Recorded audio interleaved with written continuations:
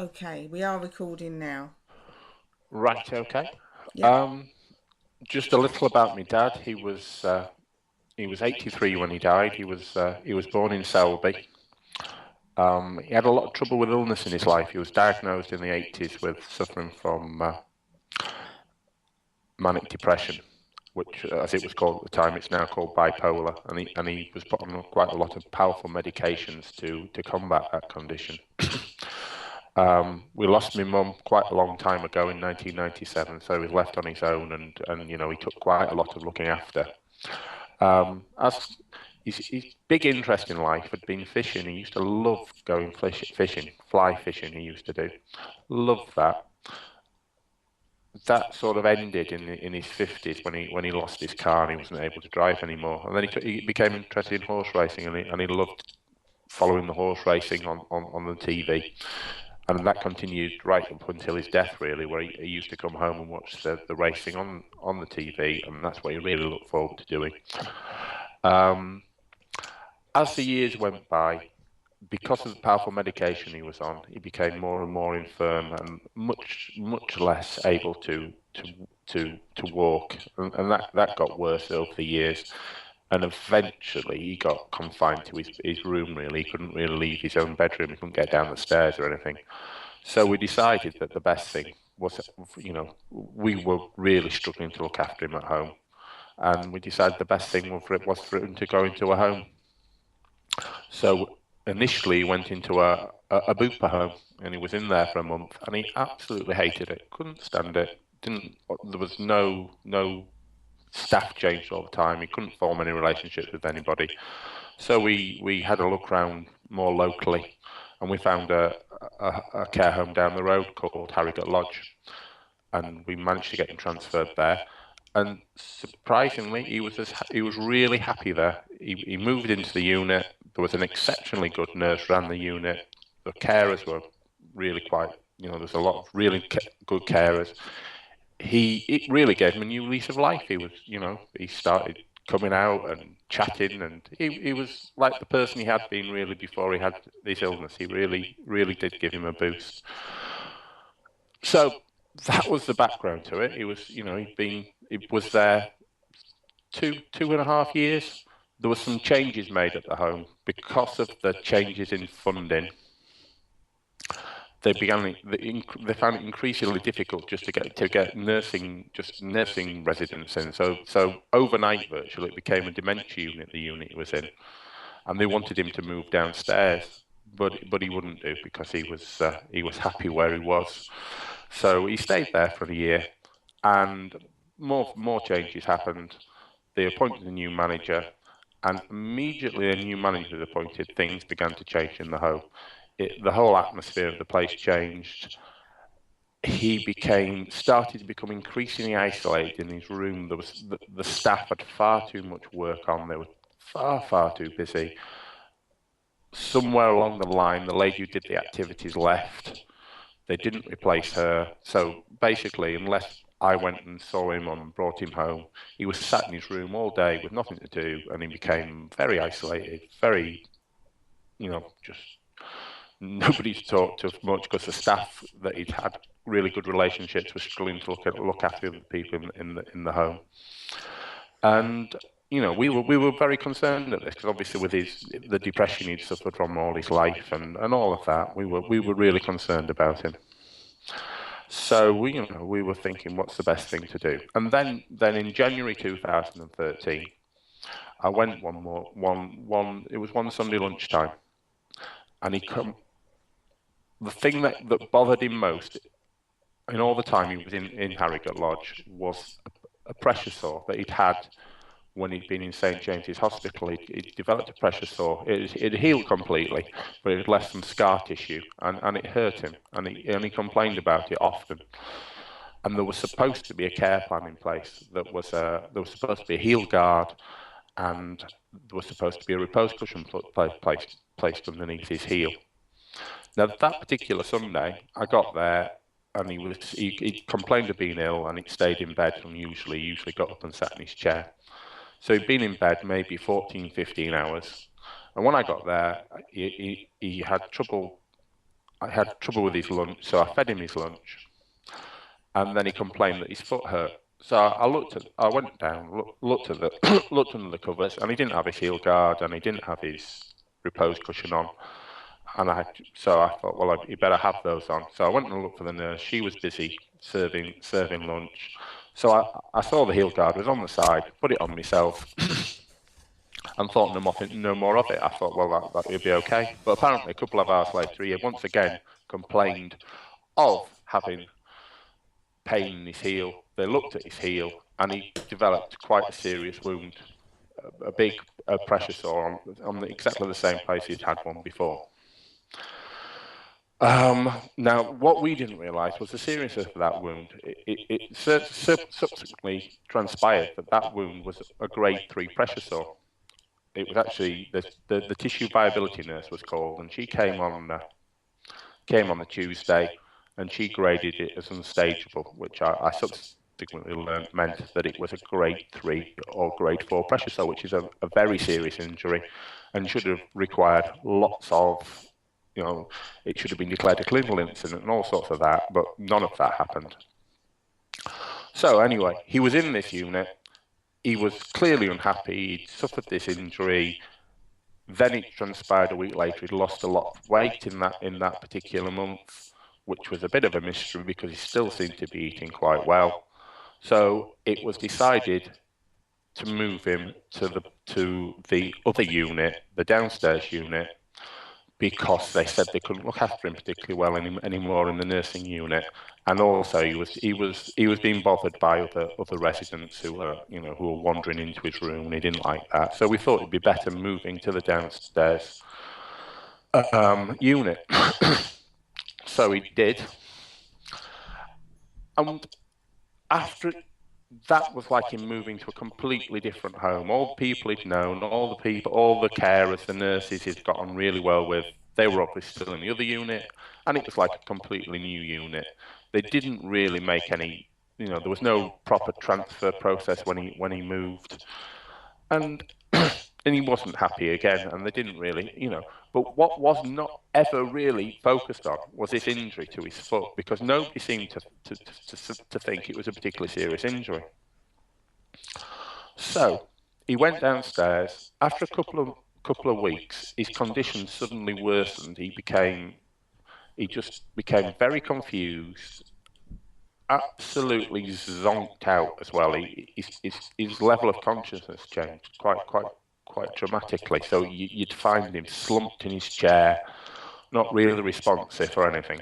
We never really got to the bottom of that. There was thoughts that he had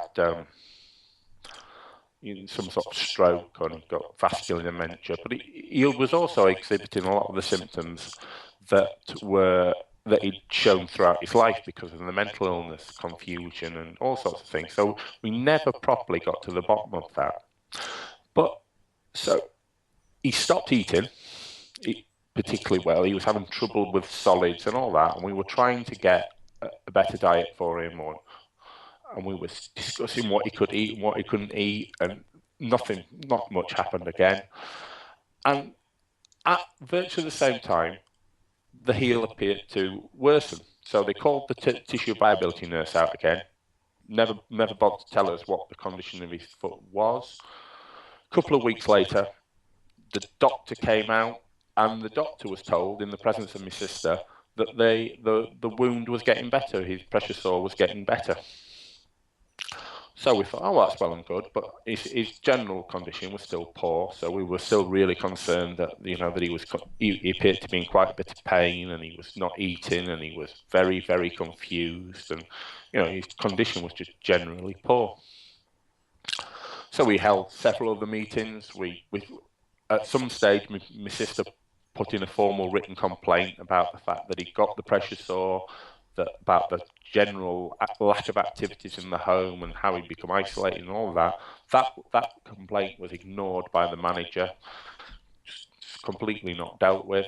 We had other meetings with the nurse who was in charge of his care to try and get his diet changed and help with all sorts of things. Nothing much happened. In the end, we decided to start bringing him food, so we started bringing in soup and smoothies and fruit drinks and anything just to try and supplement his diet. It transpired at the end of March that he'd lost 9 kilos. Nobody blinked. Nobody informed the doctor. Nobody did anything whatsoever. They didn't even bother to tell us. Eventually, we had some sort of meeting with the manager, the regional manager, and the nurse in charge of his care. Nothing much came out of that. We'd actually bought him a chair, a specialist chair to sit in, because we were concerned about the pain he was in. He didn't seem to be comfortable in bed. He certainly wasn't comfortable in his chair. We bought him this chair. He expressed a reluctance to sit in the chair because he wanted to stay in bed. There was some discussion that we needed a best interest meeting to decide whether he had the capacity to decide that, or whether it would be best for him to sit in his chair.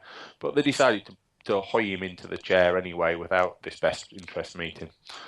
Now, at the beginning of April, suddenly the foot worsened, although we weren't told this at the time, and they called out the TVN again, the tissue viability nurse, and the GP. And the GP came and looked at it and said, "Oh, I don't like the look of that." And I was there. Must admit, I didn't really think that much of it, because people have been saying they didn't like the look of it for quite some time. And she said, "What did the TVN say?" And the TVN hadn't been, so the TVN came that afternoon, and nobody once again told us what the TVN said. So I just assumed that the concern wasn't that great. He was put on antibiotics, and we were told, when we assumed that the antibiotics would deal with the wound, and we didn't realise the severity of the wound. 2 weeks later, or going on 2.5 weeks later, the TVN was called out back once again when the wound had got much worse. Subsequently, it transpired that the wound, you could actually see the tibia, the bandages that had been put on his foot had damaged the tibia bone, and there was bandage damage to the tibia. The wound was now 14 centimetres by 9 centimetres, totally necrotic, no skin growth, no nothing. And they simply kept changing the bandage. That got worse.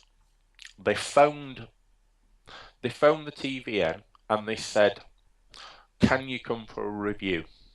And this is a wound that's, has deteriorated to the stage where it's life-threatening, or at the very, very least, you're likely to lose that limb. And they asked the TVN to come, and she comes 5 days later. And by the time she gets there, it's in this desperate state. The stench of the wound is unbelievable. When you actually remove the bandages, you can barely stand to be in the same room. So the TVN came. They still didn't bother to tell us what the TVN had said, how serious the wound was. I got a phone call to say that the tissue viability nurse had advised that he would be better nursed in bed, because he had developed another pressure sore on his bottom. So we had a meeting of the next morning with the nurse in charge of his care. There was still no mention of how serious the wound was. In the afternoon, the GP came. The GP phoned the tissue viability nurse who had been the day before, and she told him how serious the wound had become, and basically the only option was to take him to hospital and possible amputation. The GP advised that he was probably too weak for amputation to survive that major surgery, and that he would probably die within the next week. And we decided probably the best thing to do for him was, not to seek the treatment. So this wound had got to this stage, and nobody had mentioned how serious the wound was. Not to him, not to us, and indeed not really to the doctor. So, we were in a bit of a state of shock. I mean, we were worried about him anyway because of the condition he was in. He'd become, we thought he had vascular dementia, and we were worried how he was going to end his life in that way. So, in some ways, we thought, well, that's something of a relief that, we don't want him to live forever in the way the condition he was in. So he was then awarded full national health care, and I spoke to the social worker, and he moved into the palliative care phase, and they made an awful mess of that as well. They were just not equipped to handle people with such a serious wound who was dying. So the pain, we spent the next 15 days with him, because that's how long it took before he died. So we spent 15 days with him, and we were concerned that he was in pain. The doctor had said he didn't want him to be in any pain. The only people who were monitoring his pain were me and my sister. And when he was in pain, we'd ask for some Oromorph, or later on diamorphine injections. And it would take an hour and a half, because it takes two nurses, because it's a controlled drug, so they both need to be present to do the injection. And there was no concern really about that he was in pain. And that came to a head of the weekend before he died, where they ran out of diamorphine. I witnessed him on the Saturday night. They changed his bandage, and he was screaming out in agony. And the next morning, he apparently told the nurse in charge of his care, that he was in a lot of pain. She gave him the last injection of diamorphine, and he was settled all that Sunday morning. But then, about lunchtime, he started suffering a lot of pain again, and they didn't have anything to give him. They phoned 111. 111 was in total chaos that week, and they didn't come till 7:30. And he was in. My sister sat with him all that afternoon, and he was in a lot of pain at various stages of the afternoon, thrashing his legs about. There'd been some talk of setting up a syringe driver. It subsequently transpired that nobody at the home was authorised to set up a syringe driver, so it's still depending on injections. The doctor didn't come until 7:30. The medication didn't arrived till about 10:30. He briefly fell asleep. I mentioned to the nurse he'd fallen asleep, and would you mind delaying his injection for a while, because he finally wasn't in pain, and they delayed his injection. So I went home to get a bit of sleep, and it turned out they delayed his injection till 11 o'clock the next morning. So he was still in pain all night, still hadn't addressed his pain. Eventually, they managed to set up a syringe driver, and that solved it, and he died peacefully on Friday, May the 10th, at about 6:40. We'd complained specifically about what happened that weekend. My sister was extremely upset about what happened that weekend. And they held some sort of investigation, which was in the lightest form of the word. They decided to scapegoat one member of staff who had absolutely nothing to do with it, and subsequently we discovered that really they'd had a quick word with the manager. She told us that we'd been difficult relatives. I'd had a bit of an argument with her, and basically we were the problem. There was absolutely no problem with my dad's care, and we were sort of virtually thrown out of the home along with my dad. I went back in to inform him of the funeral, and you must remember, this is a place he'd been in for 3.5 years. He'd made some good friends there, and the day of the funeral, not one soul came to his funeral, and that was particularly distressing. So that was part one, about how poor his care was. Are you still there, Eileen? Yes, I am, yes. So we complained, and they went away, and there was supposedly this investigation conducted by the regional manager, and they'd had some reorganisation. About a month later, it came back, and they apologised for the fact that they couldn't. First thing they couldn't do, they couldn't get his name right. They called him Ronald instead of Brian on the letter of apology, which ain't a great start to a letter of apology. So. And then it did apologise for the poor palliative care. It did sort of slightly censure the manager for not checking on my dad, but he didn't mention his pressure sore. There was no mention of the really poor care he'd had with his pressure sore. So we were sort of at a loss here. So I phoned the CQC and I spoke to the CQC. My sister wrote a very long letter of complaint detailing all our concerns about the home. We sent that letter to the CQC. I was advised that the CQC didn't look at individual complaints and was advised to speak to the local government ombudsman. So I did, and they, of course, said that you need to go through the full complaints process before the local government ombudsman will address a complaint. So. And they advised me to write to the chief executive Leeds City Council because my dad was, his fees were partly paid by Leeds City Council. So that we did as well.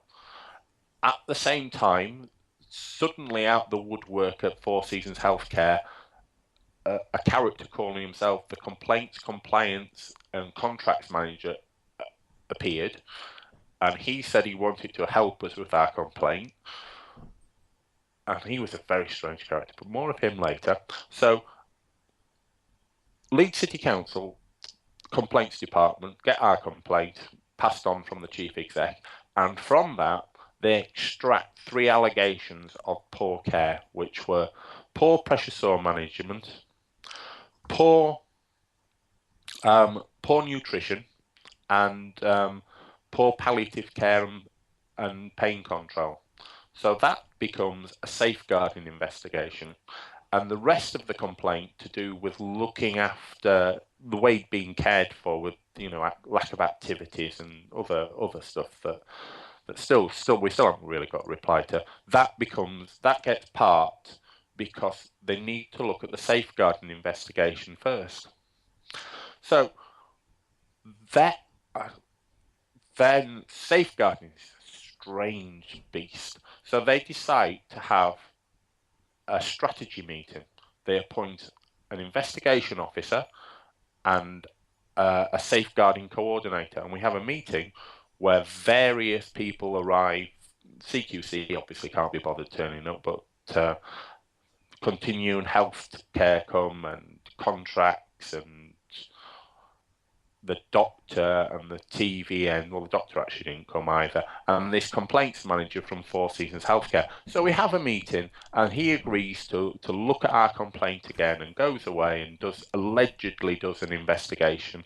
At the same time, they carry out a safeguarding investigation, which involves speaking to the doctor, speaking to the TVN, speaking to various bogs and the nurses and whatever. Eventually that comes back, and that says all our allegations are unsubstantiated. There are absolutely no problems with my dad's care. This complaints manager for Four Seasons Healthcare comes back with his investigation, and he apologises for poor customer care. Poor customer service, that's what he apologised for. It was like you'd sent him a vacuum cleaner to be mended.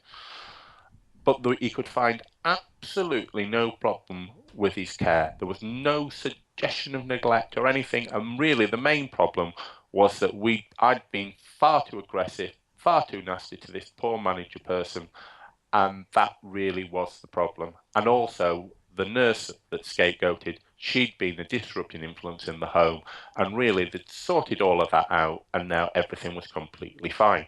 I spoke to the CQC. The CQC did an inspection in August 2013. I spoke to their inspector before the home was inspected, and then he totally ignored everything that my sister had written and I had said, and they carried out one of their bog standard, really poor investigations that came back with a completely clean bill of health.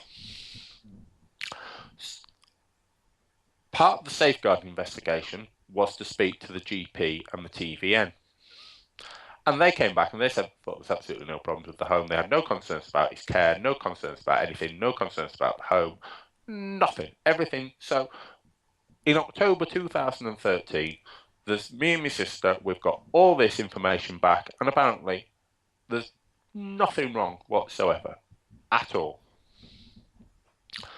They scheduled a case conference for the for me dad's for the safeguarding investigation, and we refused to go because I was that astonished that the findings that they'd come up with.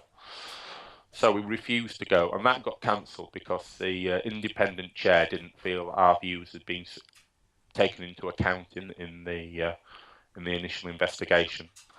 Eventually, I get a phone call from the safeguarding coordinator, and she offers to come and see me and speak and talk to me about about their investigation report. So the pair of they come in December 2013, and they sent me the report a couple of weeks earlier. So I'd had a chance to read it, and they wanted to go through it line by line with me. Well, I said there's absolutely no point because it's an absolute load of rubbish.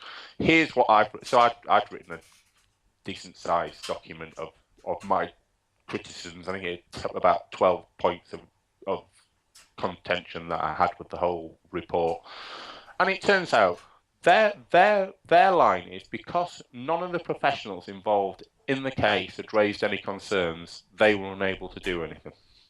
But when I looked at the report, there was clear failings in what the tissue verbality nurse had done. There was clear failings in what the GP had done, and there was clear failings in what the home had done. Obviously, in my opinion.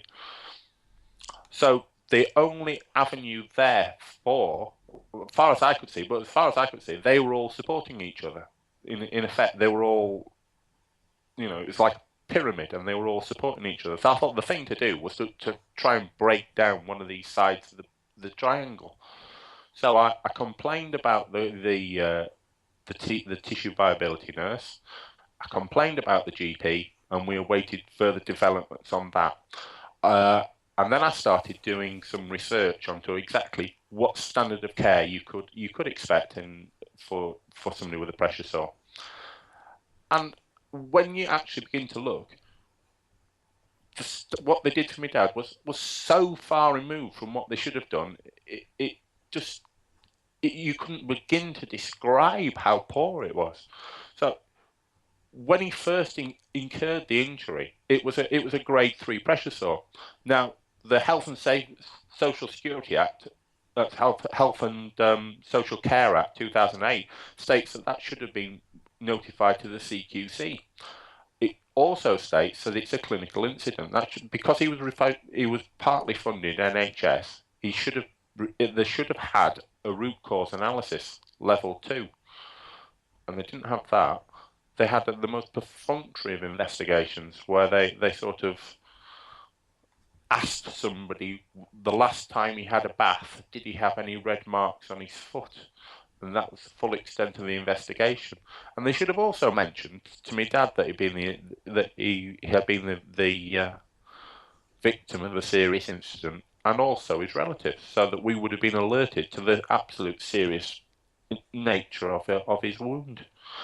And then there should have been far more.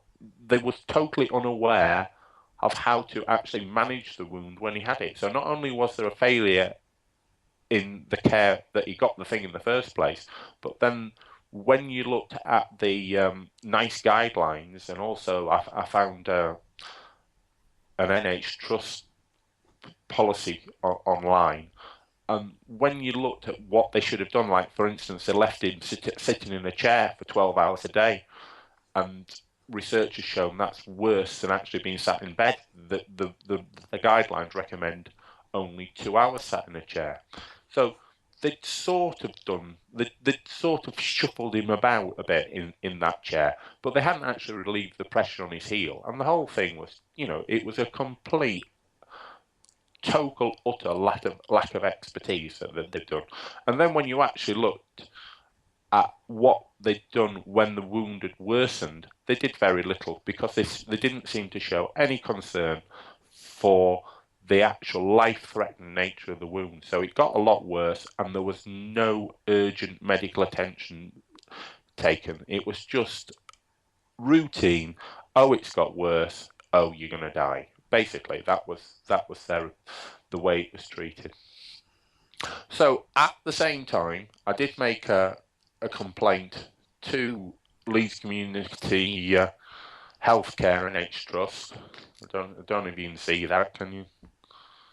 Doesn't particularly show up, does it? But they did find that the conduct of the tissue viability nurse was what does it say here?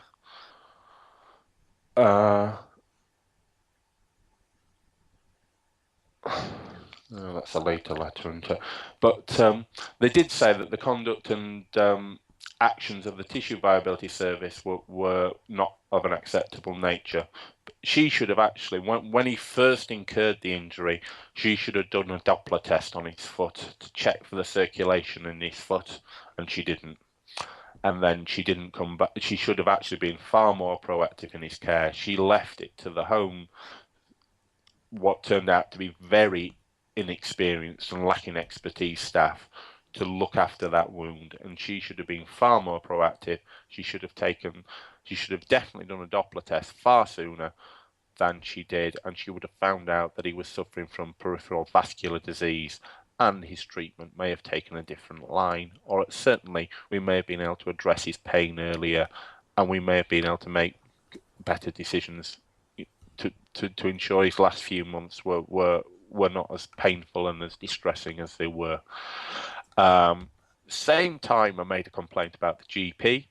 Strangely enough, the GP investigated his own conduct, and to be fair to him, he did find some failings in his conduct. But when I explained to him what actually he should have done in conjunction with the tissue viability nurse, he had to hold up his hands and admit in the end that the care that they provided was not of an acceptable standard. And a lot of that was because he was relying upon the tissue viability nurse and the home staff to look after the wound properly.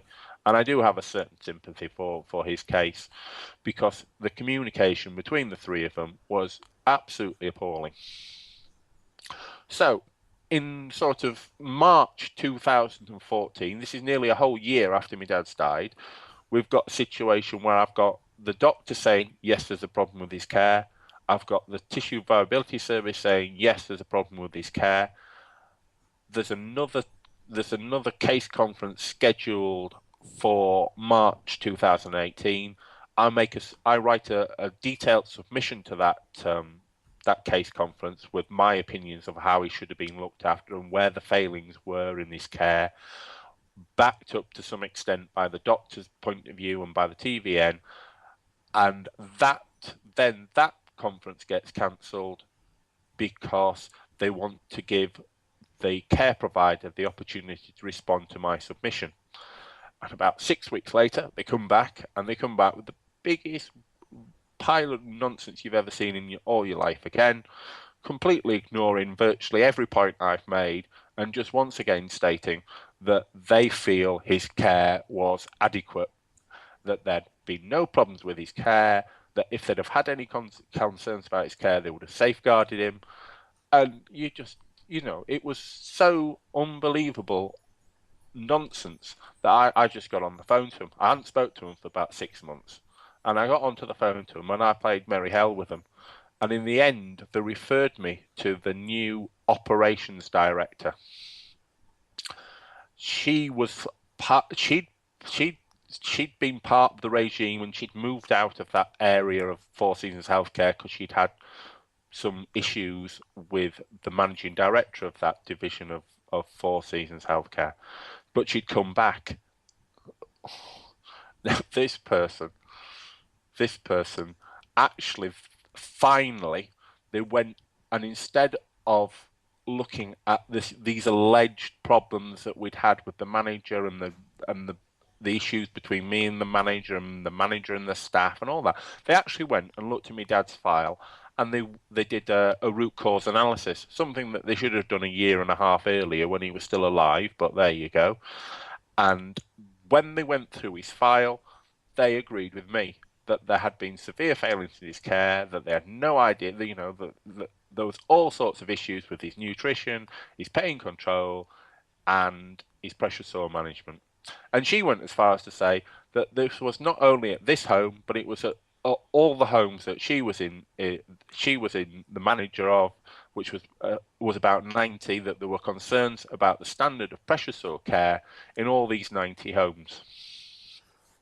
So we've gone from a situation where there's no problems to where there's a situation where there's a problem in at least 90 of their homes. But what basically she's saying is that the e-learning training module that they undertake, all the staff, both the qualified and the non-qualified staff, doesn't really give them enough information on how to look after people with pressure sores, either prevent them or manage them when people do have pressure sores.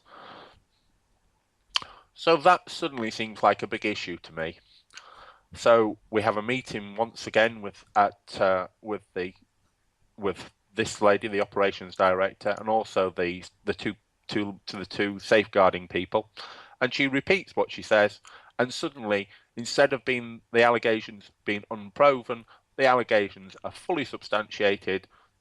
It becomes supposedly a massive issue. Then it's supposedly going to be a large-scale investigation into the whole matter. And suddenly the whole thing's big. I contact the CQC. Once again, I speak to the bloke who did the initial investigation for the CQC, and I said, well, you completely missed everything that we complained about. And in the end, I got referred to a regional manager, and I had a meeting with them, and they did a review of that inspection report, and it says here, this letter that they sent me on the 5th of August, I have now had the opportunity of reviewing this inspection report in full, and I can only apologise as on this occasion it would appear that we have failed in our responsibilities. It is evident that we did not follow up on the concerns that you reported to us, and we didn't respond in a timely manner. This is not acceptable, and I will address these issues with the inspector involved in this inspection. So that inspection, you might as well have not bothered. Now, I'm sure there could be hundreds and hundreds of similar inspections that they carried out, very similar way. Yeah. You also might well have not have bothered. So that was the CQC. They eventually they went back in July 2014, found some problems. Once again, I thought it was completely underestimated the scope of what of the impacts on the relatives. I complained about that one, but I didn't really get far with that. And then they went back again in October 2014, found all sorts of issues, inadequate in 4 of the 5 areas, requires improvement in the other one. Action plan, some enforcement action, but fairly poor enforcement action. Then finally, in September 2014, it went to a case conference, and all the allegations were found to be proven. There was, like I say, there was supposed to be this large-scale investigation that seemed to disappear into ether. There's still currently an institutional abuse investigation going on. This is, where are we now? We're at the end of March, aren't we? So that's 6 months. 6 months that's taken to do, and they've got nowhere. Seemingly, they're still trying to cobble together a report on institutional abuse. At the same time, my sister decided, that to take matters into her own hand. She wrote to a formal complaint about the nurse in charge of my dad's care, because when it transpired the full facts, we could see how poor the care he'd been provided with. So we complained about him. We also wrote to the managing director of Four Seasons Healthcare with our, completely disgusted at the whole handling of the complaint, the way we've been treated, also the large scale implications for the care of the other residents in their care. He never formally responded, but he did appoint a woman called Claire Royston to carry out an investigation, which I have here. Once again, wasn't a great investigation. Does admit failings in his care, does admit that unbelievable stuff like the home manager had no job description, the regional managers had no job description, the bloke with the complaints and whatever he was, manager. He had no job description. The whole place was run like the Wild West, seemingly. They did an HR investigation into the nurse. We completely disagree with what he says. Once again, never given the opportunity to contradict what he'd said. It was just waved through. So despite all these findings of tremendous failings in all sorts of people, in the home manager, in the nursing staff, in the regional management, even going well up to board level, still no real action is taken against anybody ever.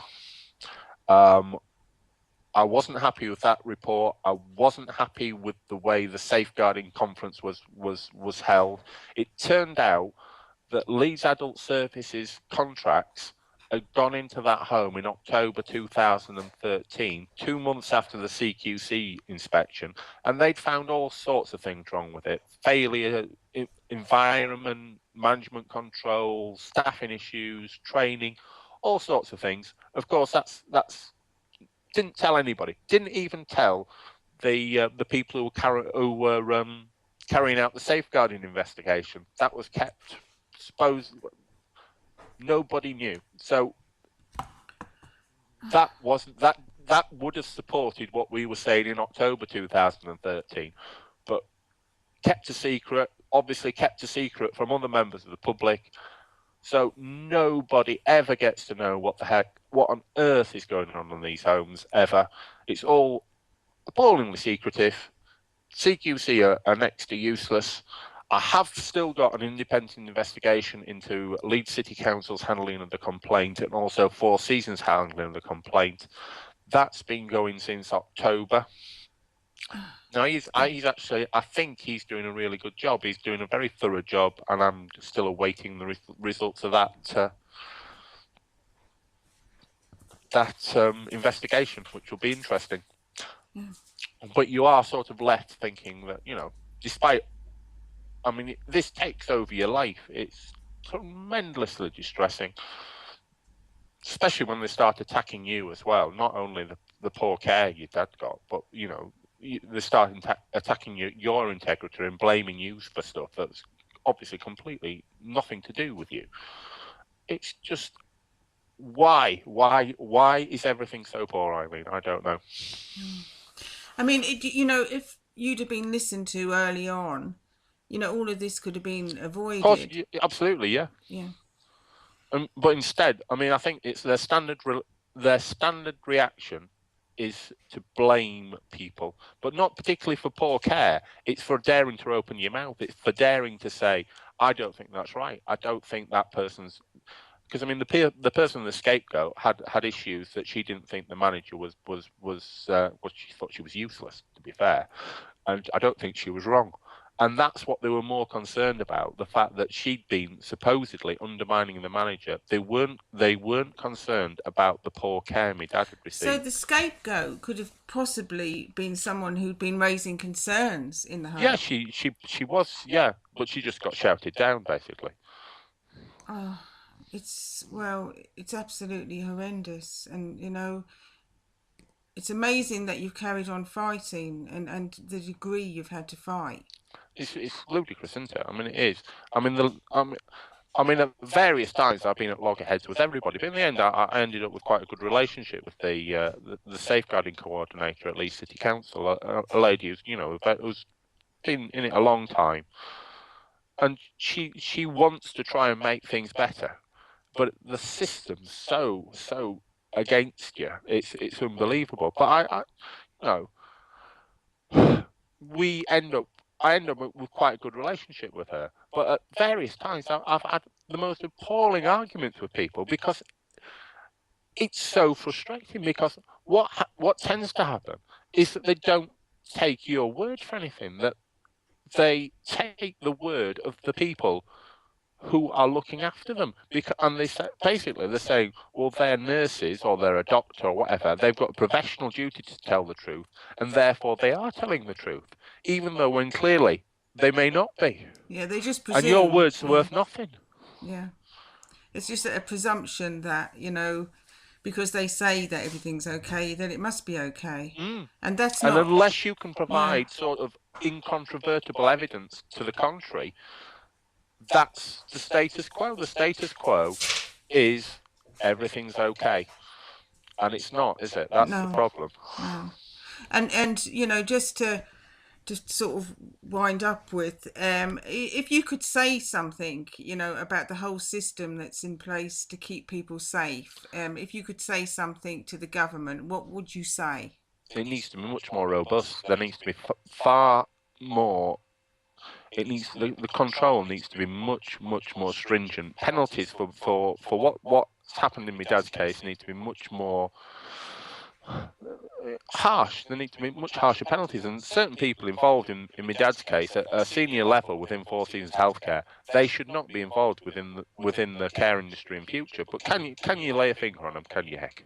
And the lady who was got rid of, if there had been a law that could have protected her from retribution and she'd been able to have her concerns addressed, would that have I been, think that would have helped, wouldn't it? Yeah. yeah? I mean, she was. I mean, that's the other thing. I mean, I do know that. I mean, that is the odd thing because they didn't listen to her, and I don't think her voice was ever properly heard because basically, I mean, like you were, you know, she needed a job. That was the thing in the end. So it's fairly easy to silence you, didn't it? Yeah, Because I mean, what happens? They actually move her to a different home, so and she keeps a job, which you know, in the end, I was rather pleased about. yeah. But yeah, but just that her concerns, or you know, what she felt about the manager, it was never, Well, never heard properly, no. no. And that's a lost opportunity as well. And then, I mean, the other thing was several other people in that home were saying that they were concerned about the manager, but went they went to the dark side really, because then they instead of saying she was the problem, they were saying that we were the problem, Yeah. So it's and just, then that's all because of the culture of of that organisation, and I think several other organisations like that, where it's a blame culture that they're running. They're not interested in getting to the truth, improving standards of care. They're interested in the bottom line, and they think the best way to protect the bottom line is to try and keep people quiet about what's actually going on in those places. yeah. And that's the shame of it. Well, you know, I'd say thank you so much for speaking out about this, and you know, please do keep us updated about what happens. And I will do, yeah. yeah, your story is very important. Thank you so much. Was that all right then, Ali? I'm just gonna